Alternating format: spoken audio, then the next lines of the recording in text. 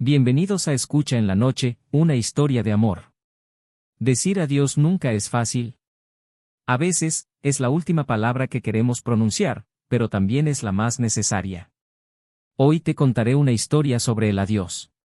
Un adiós que no marcó el final, sino un nuevo comienzo. Esta es la historia de Laura y Daniel.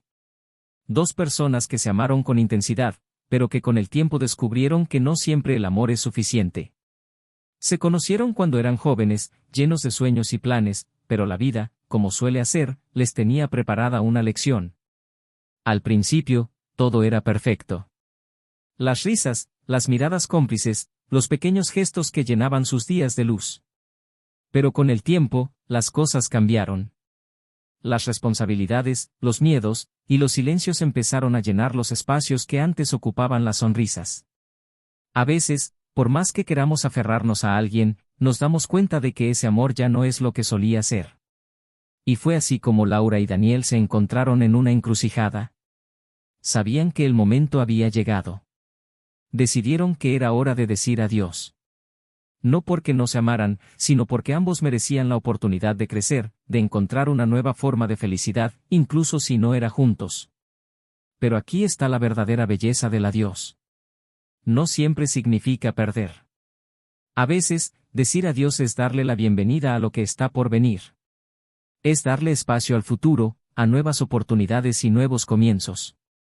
Laura y Daniel encontraron paz en su despedida. Ambos entendieron que su amor había sido valioso, pero que su camino ahora debía continuar por separado. Con el tiempo, Laura descubrió nuevas pasiones, nuevas amistades, conoció un nuevo amor, tan profundo como nunca había imaginado.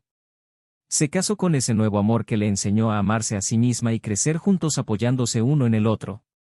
Y Daniel, Daniel también encontró su camino. Le costó mucho trabajo aceptar que necesitaba ayuda, pero logró comprender que era codependiente de Laura, decidió que no estaba listo para tener una relación hasta sanarse a sí mismo, se dio cuenta de que a veces, dejar ir no es perder, sino ganar una nueva oportunidad para descubrir quién realmente eres. Porque el adiós, no siempre es el final de una historia.